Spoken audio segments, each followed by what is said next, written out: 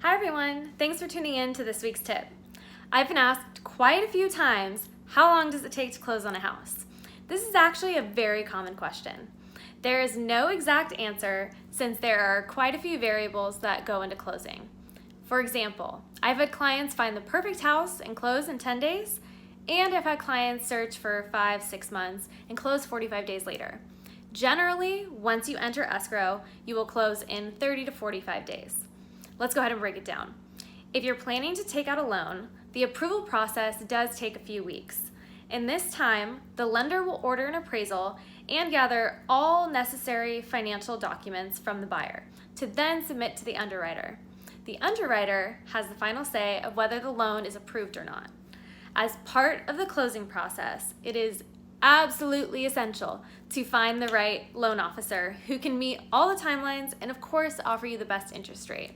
I've worked with many lenders over the last 5 or 6 years and have found the most difficult files have been with lenders who do not communicate. Just like any relationship, communication is key. If you're looking for a quick close, make sure you have these 3 things in check. Know the difference between your wants and your needs. Find a great real estate agent who understands pricing. And third, get pre-approved before looking at homes. There are so many situations that could pop up and delay the close of escrow. So remember this, no property is considered sold until escrow closes. As a realtor, I can't predict what's going to happen, but I can help prepare you. Here are a few situations that could arise that may delay closing on time. Termites. Almost every home in Southern California encounters termites at one point. When deciding to buy or sell, you will likely have to negotiate termite repairs. This can push around your close date a little bit.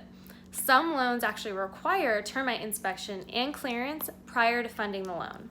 As a heads up, if you live in a community with a homeowners association that covers termite damage, they might not understand or care about your timelines.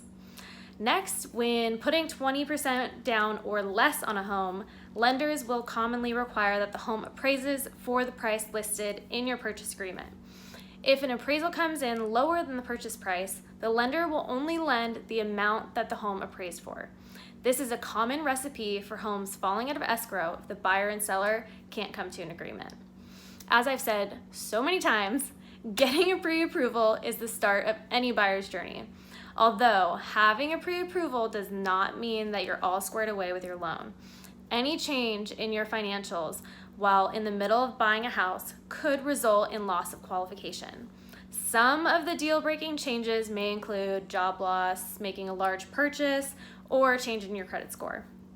And lastly, the repairs. When you buy a house, it's highly recommended that you get a home inspection. This inspection will point out anything that is wrong with the property, from appliances to systems to potential water damage. Home inspections point out the things that we may not have seen the first or second or even the third time around. The inspector will provide the buyer with a report of all of their findings and generally will highlight any concerns. The buyer then has a choice to ask the seller to make repairs based on the inspector's concerns. If the seller agrees, the seller must complete the necessary repairs prior to closing escrow. If the seller lags on the repairs or just straight up doesn't do them after agreeing to, this can delay the close of escrow. Hope you found this helpful and that you feel a little bit more prepared for taking that next step. As always, if you have any questions about the buying or selling process, give me a call, send me a text. See you next week.